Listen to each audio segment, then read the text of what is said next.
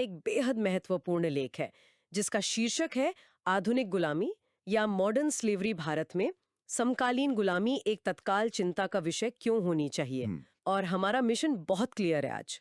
हम इस आर्टिकल की परतों को खोलेंगे और वो था कि जड़ों को समझने में मदद करेंगे, जो कि मुख्य परीक्षा के उत्तर लेखन के लिए बहुत जरूरी है। राइट। तो ओके, लेट्स अनपैक दिस। चलिए इसे विस्तार से समझते हैं। लोगों की तस्वीर आती है। हाँ, लेकिन आज की सच्चाई कुछ और ही है, और इस सच्चाई का पैमाना इतना बड़ा है कि इस पर यकीन करना मुश्किल होता है। डेटा क्या कहता है इस बारे में? अगर हम वॉक फ्री फाउंडेशन की 2016 की रिपोर्ट का डेटा देखें, हाँ। तो दुनिया भर में 46 मिलियन मतलब 4 करोड़ 60 लाख लोग आज भी गुलाम हैं। बाप रे। और इसका जो सबसे चौंकाने वाला पहलू है वो ये है कि इस ग्लोबल आंकड़े का लगभग 39% हिस्सा सिर्फ भारत में है। 39%? हाँ, इसका मतलब है करीब 18.3 मिलियन लोग हमारे देश में आधुनिक गुलामी का शिकार है। 18.3 मिलियन? यह संख्या वाकई में परेशान करने वाली है। बिल्कुल, ये कोई छोटा मोटा नंबर नहीं है। ये एक पूरी आबादी है जो हमारे ही बीच रहते हुए भी अदृश्य है। अगर हम इसे ग्लोबल कॉन्टेक्स्ट में रखें तो ग्लोबल स्लेवरी इंडेक्स 2018 का डेटा एक बहुत ही दिलचस्प पैराडॉक्स सामने लाता है। राइट। इस इंडेक्स में 167 देशों की सूची है, जिसमें उत्तर कोरिया सबसे ऊपर है और जापान सबसे नीचे। हम्म। भारत की रैंकिंग इसमें 53वीं है। अब पहली नजर में 53वीं रैंक शायद उतनी खतरनाक न लगे, लेकिन यहाँ एक कैच है। और वो कैच है एब्सोल्यूट नंबर्स का। एग्जैक्टली। जब हम एब्सोल्यूट नंबर्स यानी कुल संख्या की बात करते हैं तो भारत इस लिस्ट में सबसे टॉप पर आ जाता है। और उसका सीधा सा कारण हमारी विशाल जनसंख्या है।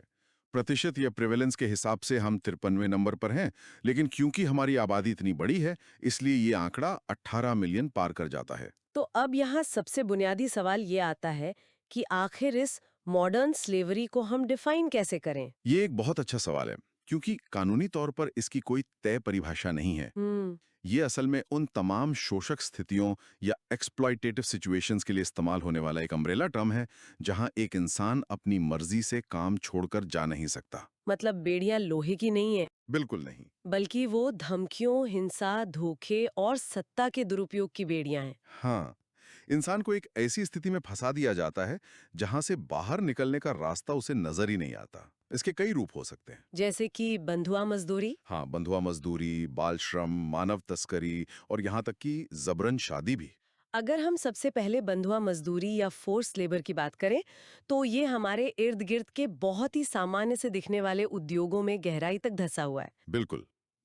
ईंट भट्टे ले लीजिए, कालीन बुनाई, टेक्सटाइल इंडस्ट्री या एग्रीकल्चर सेक्टर, ये इसके सबसे बड़े उदाहरण हैं। और अगर हम इस बात का विश्लेषण करें कि इसका शिकार कौन होता है, तो एक बहुत ही स्पष्ट सोशल पैटर्न उभर कर आता है। जो कि हमारे यूपीएससी के छात्रों को कॉजेज या कारणों में लिखना चाहिए। हाँ, ये गुलामी सबसे ज्यादा हाशिए पर रहने वाले समुदायों को अपना शिकार बनाती है।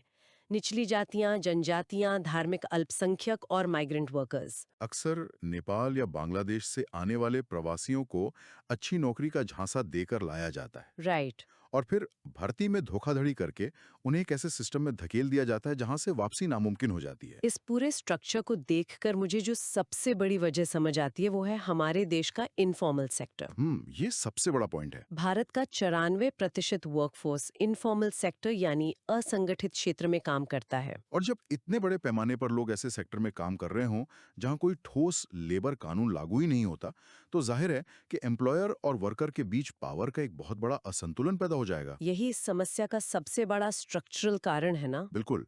जब आप इनफॉर्मल सेक्टर में होते हैं तो आपके पास कोई जॉब सिक्योरिटी नहीं होती, कोई सोशल सिक्योरिटी नेट नहीं होता, हम्म। और सबसे बड़ी बात, आपको मिनिमम वेजेस यानी न्यूनतम मजदूरी भी नहीं मिलती। सही कहा। मान लीजिए एक दिहाड़ी मजदूर है जिसे उसके काम का सही पैसा नहीं मिल रहा। अचानक उसके घर में कोई मेडिकल इमरजेंसी आ जाती है। उसके पास कोई हेल्थ इंश्योरेंस नहीं है, किसी बैंक से उसे लोन मिलेगा नहीं क्योंकि इसके पास कोई कोलैटरल या गारंटी नहीं है। तो ऐसे में उसके पास क्या विकल्प बचता है? वो अपने ठेकेदार या किसी लोकल साहूकार के पास जाएगा। और एडवांस पैसे मांगेगा। बिल्कुल। और यहीं से शुरू होता है ऋण बंधन या डेट बॉन्डेज का वो चक्र जो पीढ़ियों तक चलता है। वो चक्र टूटता ही नहीं है। हाँ, वो इंसान अपनी बुनियादी जरूरतों के लिए जो थोड़ा सा कर्ज लेता है, उस पर इतना भारी ब्याज थोप दिया जाता है कि वो उसे कभी चुका ही नहीं पाता। और फिर वो कर्ज चुकाने के लिए बिना पैसे के काम करने पर मजबूर हो जाता है। धीरे धीरे उसका पूरा परिवार, उसके बच्चे भी उसी ईंट भट्टे या खेत में बंधुआ मजदूर बन जाते हैं। ये एक ऐसा दुष्चक्र है जिसे तोड़ना बहुत मुश्किल है। पर ऐसा नहीं है कि हमारे पास इसे रोकने के लिए लीगल फ्रेमवर्क नहीं है। बिल्कुल, हमारे पास कानून है। अगर हम सरकारी कदमों की बात करें तो हमारे पास bonded labour system abolition act 1976 है। ये कानून साफ तौर पर कर्ज के बदले मजदूरी करवाने को गैर कानूनी घोषित करता है और इसमें 3 साल की जेल और 2,000 रुपए के जुर्माने का प्रावधान भी है। बच्चों को बचाने के लिए चाइल्ड लेबर एक्ट और जुवेनाइल जस्टिस एक्ट मौजूद हैं। Here's where it gets really interesting. क्या? हमारे पास इतने सारे विस्तृत कानून हैं, कागजों पर हमने दशकों पहले गुलामी को खत्म कर दिया है, लेकिन फिर भी ये प्रथा आज तक बदस्तूर जारी है।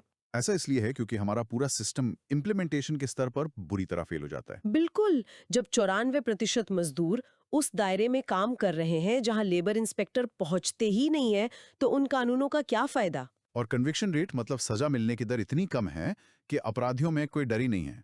जैसे 1976 के उसी एक्ट के तहत हर जिले में विजिलेंस कमेटियां बनाई जानी थी। राइट। इनका काम था ग्राउंड लेवल पर बंधुआ मजदूरों की पहचान करना, उन्हें रेस्क्यू करना और उनका पुनर्वास करना। लेकिन एंटी स्लेवरी इंटरनेशनल जैसी संस्थाओं की रिपोर्ट्स बताती हैं कि ये विजिलेंस कमेटियां जमीनी हकीकत में लगभग निष्क्रिय हैं। कागजों पर है बस। हाँ, कई जिलों में तो इनका गठन ही नहीं हुआ है, और जहां हैं वहां इनके पास कोई बजट या मैन पावर नहीं है। तो अगर हम वे फॉरवर्ड या आगे की राह की बात करें तो सिर्फ छापे मारना या अपराधियों को पकड़ना काफी नहीं है। बिल्कुल नहीं, हमें इस समस्या के मूल कारणों पर काम करना होगा। मतलब जब तक कमजोर समुदायों को आसान क्रेडिट सर्विसेज और बैंकिंग सुविधाओं से नहीं जोड़ा जाएगा, तब तक वो साहूकारों के जाल में फंसते रहेंगे। उन्हें एक सम्मानजनक आजीविका का विकल्प देना ही होगा। ये एक बहुत ही प्रैक्टिकल अप्रोच है। सिस्टम के फेलियर की वजह से जो लूपहोल्स बनते हैं वो सिर्फ बंधुआ मजदूरी तक सीमित नहीं रहते। वो एक और बहुत ही भयानक अपराध को जन्म देते हैं। मानव तस्करी। हाँ, ह्यूमन ट्रैफिकिंग। जब मैं इस लेख में संयुक्त राष्ट्र मादक पदार्थ एवं अपराध कार्यालय का डेटा पढ़ रही थी तो वो काफी डिस्टर्बिंग लगा।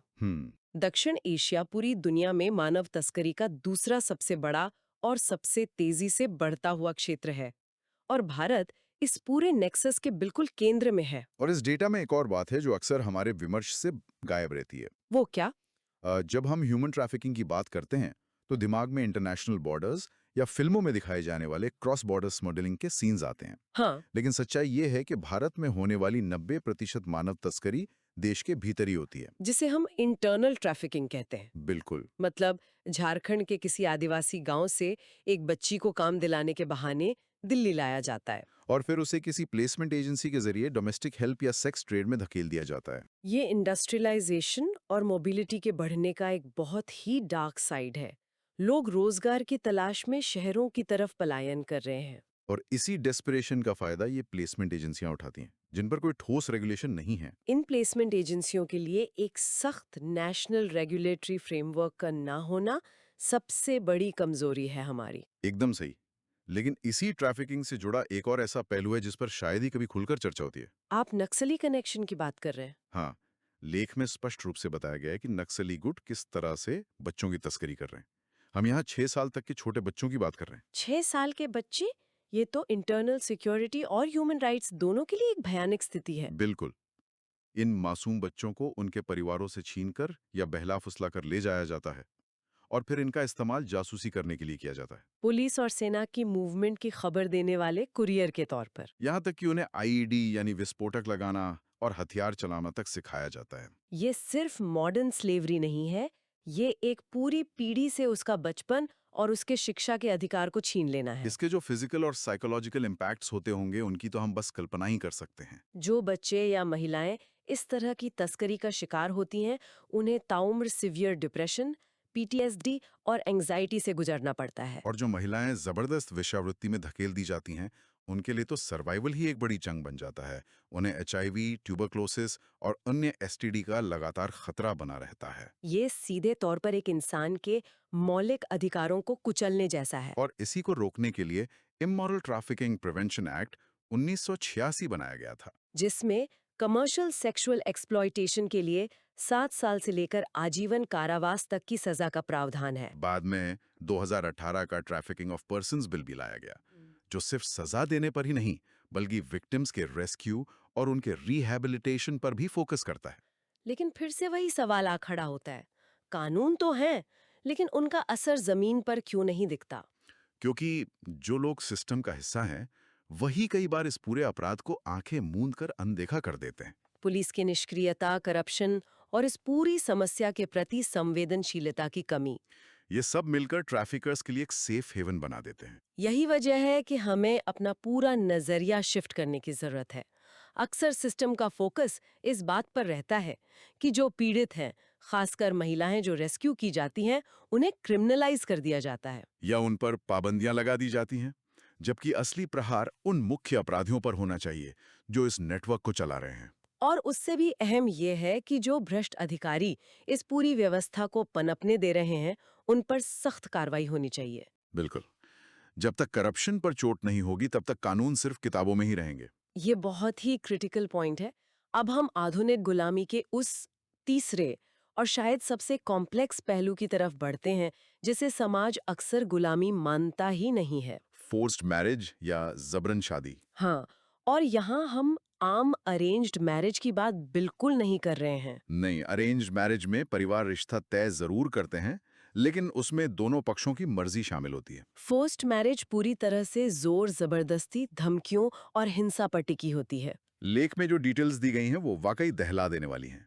हम अक्सर सोचते हैं कि माता पिता अपने बच्चों का बुरा कैसे चाह सकते हैं। लेकिन फोर्स्ड मैरिज के मामलों में कई बार माता पिता ही सबसे बड़े अपराधी बन जाते हैं। वो खुद अपने बच्चों को किडनैप कर लेते हैं, उन्हें इमोशनली ब्लैकमेल करते हैं। और कुछ एक्सट्रीम केसेस में तो बच्चों को ड्रग्स देकर बेहोशी की हालत में उनकी शादी करवा दी जाती है। ऊंची समझी स्ट्रक्चरल वजह नजर आती है। अक्सर ये सब पुश्तैनी संपत्ति को परिवार या अपनी ही जाति के अंदर बनाए रखने के लिए किया जाता है। या फिर परिवार का सम्मान यानी फैमिली ऑनर के नाम पर समाज और रिश्तेदारों का दबाव इतना ज्यादा होता है कि वो बच्चों की जिंदगी दांव पर लगा देते हैं। और इसमें एक बहुत ही वल्नरेबल जिसका सबसे ज्यादा शोषण होता है।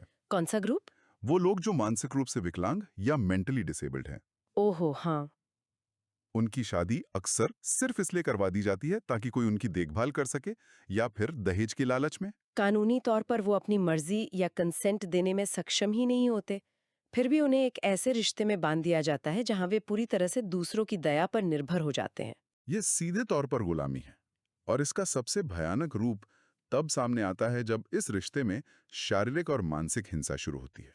पीड़ित के पास इस शादी से बाहर निकलने का कोई रास्ता नहीं होता, खासकर तब जब बच्चे पैदा हो जाते हैं। अगर हम इसे कॉन्स्टिट्यूशनल नजरिए से देखें तो ये एक बहुत ही अहम पॉइंट है। हाँ, पॉलिटी के एंगल से दिल्ली हाई कोर्ट ने अपने एक लैंडमार्क जजमेंट में बहुत स्पष्ट रूप से कहा है कि अपना जीवन साथी चुनना संविधान के अनुच्छेद 21 यानी जीने के अधिकार का एक अभिन्न अंग है। ये पॉइंट यूपीएससी की तैयारी कर रहे छात्रों के लिए बहुत काम का है। बिल्कुल। जब आप जनरल स्टडीज के पेपर 2 में फंडामेंटल राइट्स या सोशल जस्टिस पर आंसर लिख रहे हो, तो आप इस जजमेंट का इस्तेमाल कर सकते हैं। ये साबित करता है कि जबरन शादी सिर्फ एक सामाजिक बुराई नहीं है, बल्कि ये सीधे तौर पर आर्टिकल 21 का वायलेशन है। इसके अलावा हमारा जो घरेलू हिंसा से महिलाओं का संरक्षण अधिनियम 2005 है, वो भी फोर्स्ड मैरिज को घरेलू हिंसा का ही एक रूप मानता है। लेकिन इन लीगल प्रोविजंस के बावजूद ग्राउंड रियलिटी में बदलाव कैसे आएगा?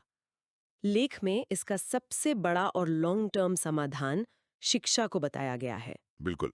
अगर लड़कियों को सही मायनों में क्वालिटी एजुकेशन मिले तो वे आर्थिक रूप से इंडिपेंडेंट हो सकती हैं, अपने अधिकारों को समझ सकती हैं और अपने फैसले खुद लेने की स्थिति में आ सकती हैं। एजुकेशन यकीनन सबसे बड़ा टूल है, लेकिन क्या हमारा एजुकेशन सिस्टम इसके लिए पूरी तरह से तैयार है? ये एक बड़ा सवाल है। हमने राइट टू एजुकेशन लागू तो कर दिया है, लेकिन आज भी अगर आप रूरल इंडिया में देखें तो लड़कियों के स्कूल ड्रॉप आउट रेट के पीछे के कारण बहुत ही बुनियादी हैं। स्कूल की दूरी, रास्ते में होने वाला उत्पीड़न, और सबसे बड़ी बात, स्कूलों में सुरक्षित और स्वच्छ शौचालयों की कमी। जब तक हम इन छोटे लगने वाले लेकिन बेहद अहम इंफ्रास्ट्रक्चरल गैप्स को नहीं भरेंगे, तब तक सिर्फ कानून बना देने से लड़कियां स्कूल नहीं पहुंचने वाली। बिल्कुल सही कहा। So what does this all mean?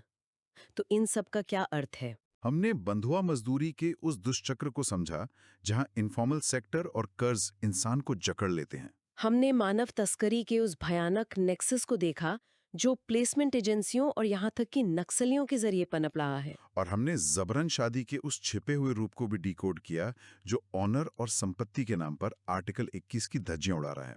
इस पूरी चर्चा का सार ये है कि अगर कोई देश आधुनिक गुलामी की इस बीमारी को नजरअंदाज करता है तो वो कभी भी अपने सस्टेनेबल डेवलपमेंट गोल्स यानी एसडीजी को हासिल नहीं कर सकता। आप गरीबी, भुखमरी और जेंडर इनइक्वालिटी को तब तक खत्म नहीं कर सकते जब तक आपकी आबादी का एक बड़ा हिस्सा अदृश्य बेड़ियों में जकड़ा हुआ है। इस लेख के अंत में Pulitzer Prize winner Cheryl Wooden का एक बहुत ही पावरफुल कोट दिया गया है। आधुनिक गुलामी को कुचलने के उपकरण मौजूद हैं, लेकिन राजनीतिक इच्छा शक्ति की कमी है। ये कोट वाकई पूरे सिस्टम की हकीकत बयां करता है। हमारे पास दुनिया के बेहतरीन कानून है, संविधान है, नीतियां हैं। लेकिन वो पॉलिटिकल और सोशल विल गायब है जो इन्हें कागज से उतार कर जमीन पर लागू कर सके।